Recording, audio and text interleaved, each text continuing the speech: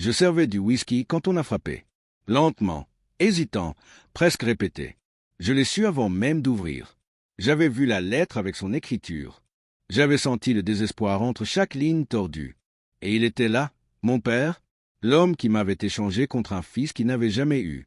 Ma fille, a-t-il dit, comme si ce mot ne l'avait pas brûlé depuis 20 ans. J'ai laissé le silence planer. Je voulais qu'il s'étouffe. J'avais 8 ans quand il m'a assis sur les marches en bois et m'a annoncé mon départ. Il n'a pas parlé d'adoption. Il n'a pas parlé d'abandon. Il a juste dit « Il nous faut un garçon ». Pas une autre bouche qui n'apporte rien. Ma mère a pleuré dans ses bras, mais elle ne l'a pas arrêté. Son silence était son consentement. La famille qui m'a accueilli, les Harper, était différente. Mon père adoptif, Richard, m'a dit que j'étais suffisante. Il m'a donné un nom qui avait du poids. Il m'a élevé à voir les chiffres, les contrats, les petits caractères où se cache le pouvoir. Quand le cancer l'a vidé de son sang, j'étais son héritier.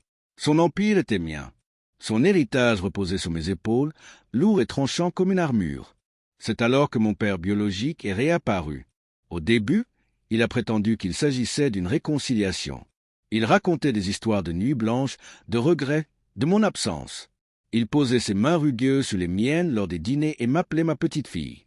Mais les gens montrent leur avidité dans les silences, pas dans les mots. Je l'ai surpris à fixer trop longtemps les grilles du domaine. Son regard s'attardait sur les portraits à l'huile de Richard, comme un homme affamé regarde un festin. Puis le lapsus est arrivé.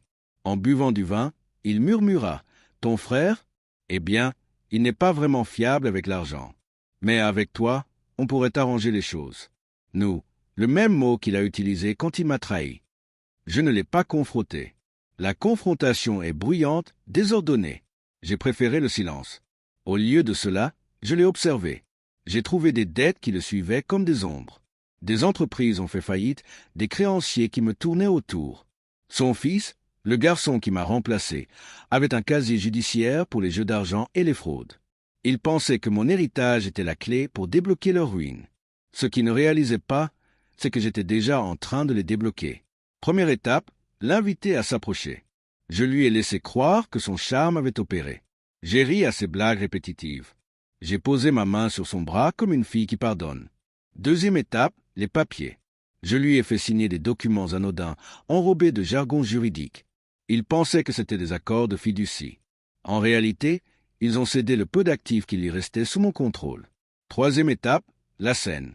J'ai organisé un gala de charité en l'honneur de Richard. Tous ceux qui comptaient étaient là. Là, juge, banquier, investisseur et bien sûr, lui.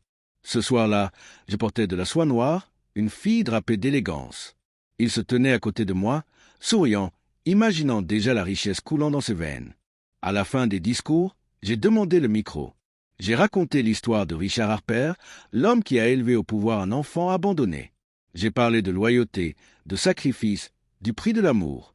Ma voix était immobile. Chaque mot a atterri comme une lame. Puis je me suis tourné vers lui. La salle a suivi.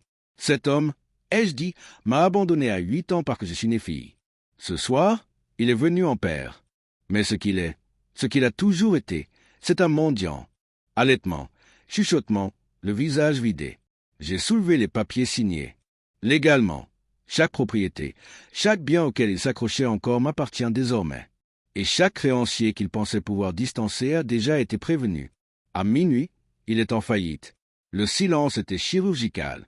Puis sont arrivés les appareils photo, les flashs, les jugements. Il balbutia en tendant la main vers moi, mais je reculai. « Tu voulais un fils, murmurai-je. Rien que pour lui.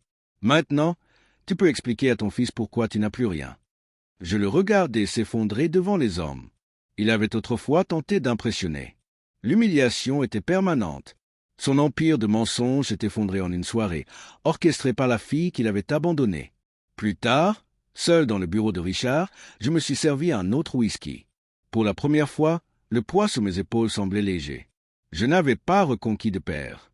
Je n'en avais jamais eu. Ce que j'avais gagné, c'était la justice. Et la justice, lorsqu'elle est appliquée avec précision, vaut mieux que l'amour.